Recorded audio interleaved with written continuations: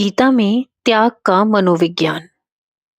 गीता में सृष्टिवाद, सगुण निर्गुण, अवतारवाद, क्षेत्र क्षेत्रज्ञ, प्रवृत्ति निवृत्ति अथवा कर्मनिष्ठा ज्ञान निष्ठा जैसे दार्शनिक विषयों का संबंध बुद्धि से है, परंतु मन को सूक्ष्म उच्च स्तरों तक उन्नत किए बिना ये बौद्धिक व्यसन से अधिक महत्व नहीं रखते, जो केवल शास्त्रीय विद्वानों के मनोरंजनार्थ ही उपयोगी हो सकते हैं। गीता अध्ययन केवल मनोरंजनार्थ नहीं किया जाता।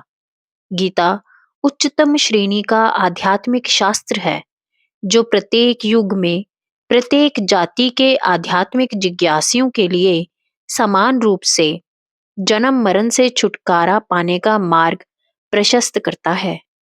हतोत्साह, उद्विग्न एवं अवसाद युक्त अर्जुन को उपदिष्ट यह गीता अमृत जीवन में संकट के समय में पुनः जीवन शक्ति का संचार करके किस नर नारी का विकटतम परिस्थितियों से उद्धार करके उसे कृपा ईश्वर कृपा का पात्र नहीं बनाता। मनुष्य की मानसिक स्थिति परिस्थितियों वश बदलती रहती है और बुद्धि का संबंध मन की स्थिति पर इतना अवलंबित है कि मन की थोड़ी सी खिन्नता से भी बुद्धि की विचार शक्ति कुंठित हो जाती है।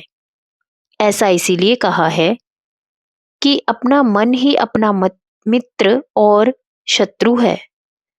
मन की क्रिया को साधारण दृष्टिकोण से दो श्रेणियों में रखा जा सकता है, एक संकल्पात्मक, दूसरा भावात्मक। मन का चंचल होना सबके अनुभव की बात है। जब वह बिना निर्दिष्ट लक्ष्य के इधर उधर जाता है, तब उसे क्षिप्त कहा जाता है। विद्वानों का शिक्षित मन बुद्धि की सहायता से एक लक्ष्य को सामने रखकर क्रमबद्ध विचारधारा में प्रवाहित होने लगता है। ध्यान करने वाले उसे किसी एक बिंदु पर केंद्रित करते हैं और आध्यात्मिक साधक उसे सर्वथा संकल्प रहित, रिक्त अथवा आत्मस्थित रखते हैं। ये प्रथम श्रेणी के मन की अवस्था कही गई है। दूसरी श्रेणी में क्लेश, क्लांति, व्याकुलता, शोक, भय, अशांति अथवा चिंताग्रस्त, उत्साह, धैर्य युक्त, काम, क्रोध आदि के वशीभूत एवं आनंद, प्रेम, प्रसन्नता से विह्वल मन की अवस्थाएं हैं। गीता में त्रिगुणात्मक स्वभाव के अनुसार मन की सब अवस्थाओं को तामसिक, राजसिक और सात्विक त्रिधा विभक्त किया गया है तथा उन्हें दैवी एवं आसुरी संपद कहा है। दैवी और आसुरी संप्रदायों के लक्षण अध्याय 16 में इस प्रकार दिए गए हैं। दैवी संपदा: अभय, अंतःकरण की शुद्धि, ज्ञान और योग में नित्य स्थिति, दान, इंद्रिय निग्रह, यज्ञ, स्वाध्याय, तप, आर्जव, अहिंसा, सत्य, क्रोध का ना होना, त्याग, शांति, दूसरों की बुराई ना करना, सब प्राणियों पर दया, विषयों में लोलुपता का ना होना, नम्रता, लज्जा, चपलता का ना होना, तेज, क्षमा, धैर्य, पवित्रता, किसी से द्रोह ना करना, अपने में बहुत बड़प्पन का भाव ना होना। आसुरी संपदा: दंभ, घमंड, अति बड़प्पन की भावना, क्रोध, पारुष्य, दूसरों से कटु वचन कहना, अज्ञान, प्रवृत्ति निवृत्ति के ज्ञान का अभाव, अर्थात क्या करना चाहिए, क्या नहीं करना चाहिए, इसकी विवेक बुद्धि ना होना, जिनमें न शोच प्रवृत्ति पवित्रता होती है, न सदाचार और न सत्य होता है।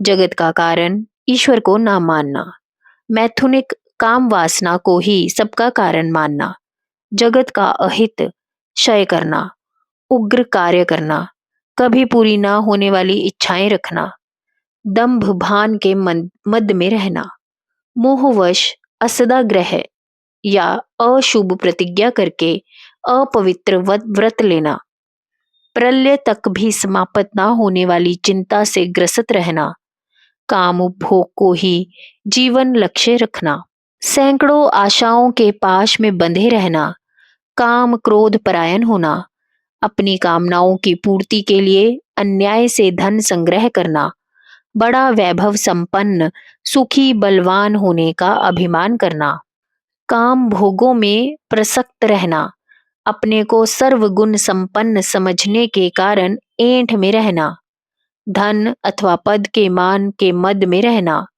नाम बढ़ाई के निमित्त दंभ पूर्वक शास्त्र विधि की परवाह किए बिना यज्ञ आदि का दिखावा करना, अहंकार, बल, दर्प, काम क्रोध के आश्रित रहना, अपने एवं दूसरों के देह में ईश्वर का वास ना जानकर द्वेष करना और अन्य के सद्गुणों को सहन न करना इत्यादि सभी आसुरी संपद के लक्षण हैं। उपर्युक्त देवासुर लक्षण स्वभाव से जन्मजात देखे जाते हैं। किसी का स्वभाव एकदम नहीं बदला जा सकता। संस्कारों के पुट पर पुट चढ़ते रहने पर समय पाकर वे ही स्वभाव बन जाते हैं। जन्मजात स्वभाव के कारण पूर्व जन्मकृत कर्मों के संस्कार होते हैं। भगवान ने स्वयं कहा है, हे अर्जुन, तेरे और मेरे बहुत जन्म हो चुके हैं, मुझे वे सब याद हैं, तुझे याद नहीं। अर्जुन ने कहा, भगवान, कभी कभी बिना इच्छा के भी मनुष्य पाप करने के लिए क्यों प्रवृत्त हो जाता है? सुख की कामना अर्थात वासना या इच्छा, दुखों का भय, द्वेष और इच्छा की पूर्ति ना होने पर क्रोध, इन दोनों का घनिष्ठ संबंध है। इसीलिए प्रारंभिक मूल का कारण कामना है। सुख की प्राप्ति के लिए मनुष्य कर्म करता है। कर्म का फल इसी जन्म में मिल जाना आवश्यक नहीं, उसके भोगार्थ फिर दूसरा जन्म लेना पड़ता है।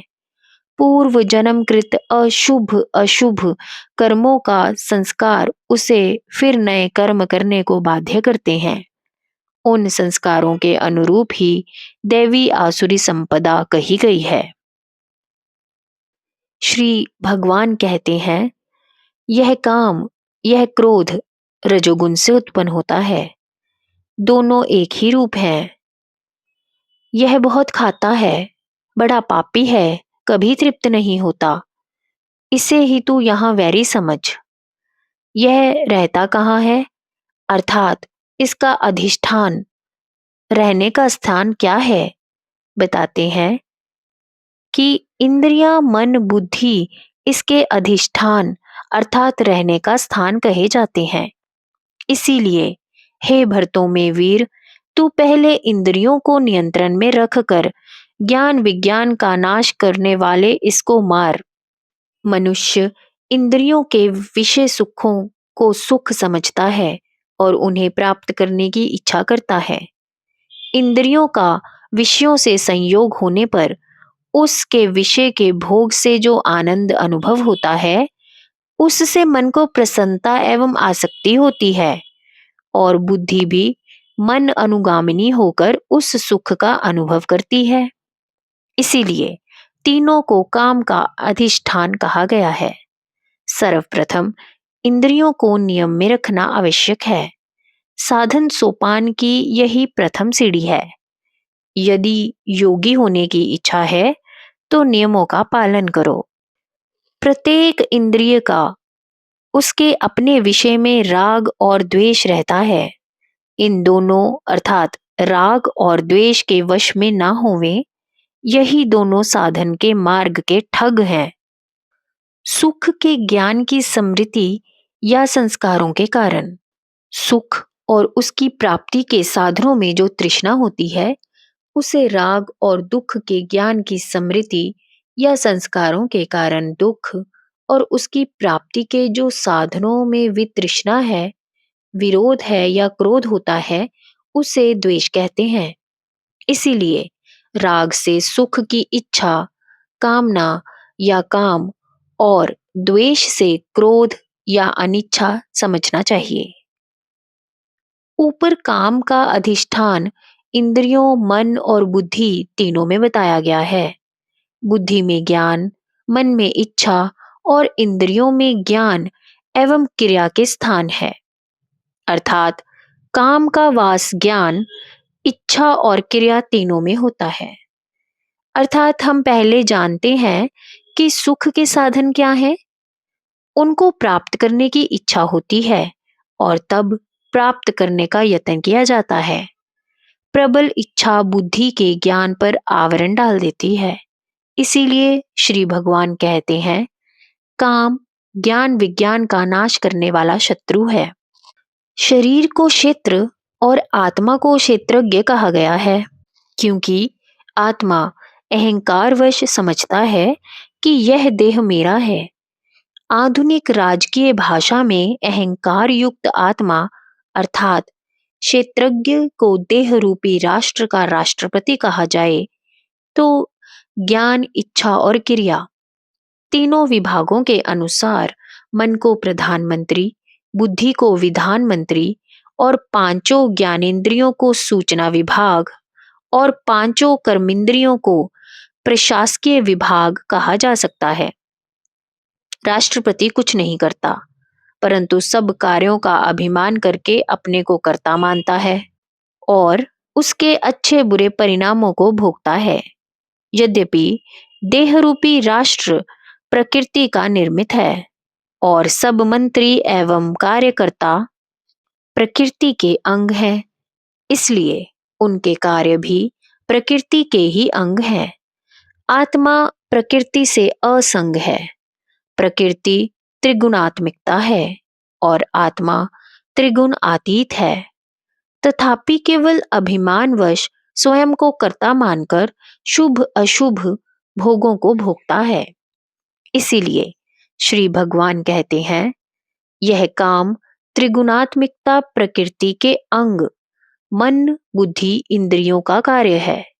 उस परम आत्मा को बुद्धि से असंग समझकर आत्मन यानी शुद्ध अंतकरण से आत्मा यानी अशुद्ध चंचल मन को रोककर आत्म स्थिति प्राप्त करके इस दुर्विजय शत्रु काम से छूटना चाहिए।